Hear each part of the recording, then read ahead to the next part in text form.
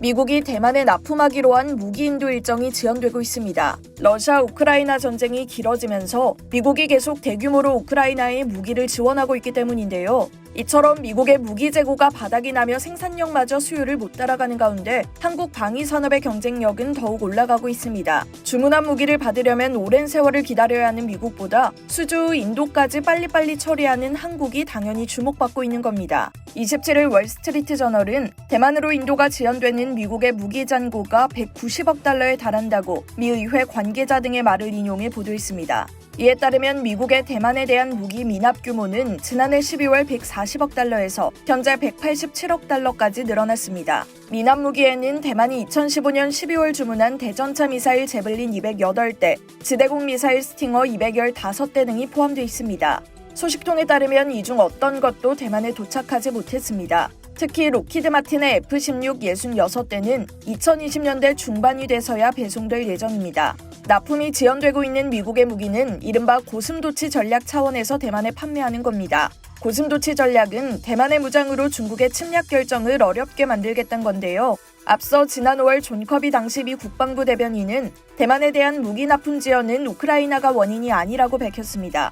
우크라이나 지원은 재고에 한해서 시행되고 있다며 대만에 대한 무기 납품은 별개의 문제라는 주장입니다. 하지만 월스트리트 저널은 우크라이나 전쟁은 대만에 대한 무기 납품 지연의 주요 원인은 아니지만 여전히 악화 요인이라고 지적했습니다. 더글러스 부시미 육군 획득물류 기술 담당 차관보도 우크라이나 전쟁이 무기 납품 지연과 연계될 수 없지만 전쟁은 단기적으로 무기 납품 우선순위에 영향을 미친다고 언급한 바 있습니다. 하원 외교위 공화당 간사를 맡고 있는 마이클 맥콜 의원은 3년 이상 대만에 납품되지 않은 무기도 있다면서 우크라이나에서 봤던 것처럼 침공전 무기를 공급하는 것이 침공 이후보다 훨씬 더 낫다고 밝혔습니다.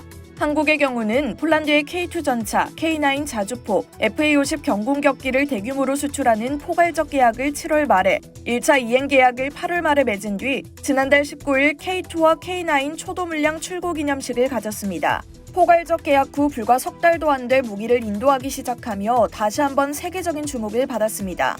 길어지는 러시아 우크라이나 전쟁으로 방산 수출 1위 미국은 과부하가 걸렸고 수출 2위인 러시아산 무기의 영향력은 줄어든 상태입니다. 이 와중에 우리나라 방산업체들은 높은 가성비와 뛰어난 실전 능력, 그리고 신속한 공급 능력으로 미국과 러시아의 빈틈을 파고들고 있습니다. 실제로 폴란드는 미국의 하이마스를 구매하려 했지만 제때 공급받기 어렵다고 판단해 한국 천무를 구매했고, 사우디아라비아도 러시아 중장거리 미사일 S-400 도입을 고민했지만 천궁2로 돌아선 것으로 알려졌습니다. 이상 K디펜스였습니다.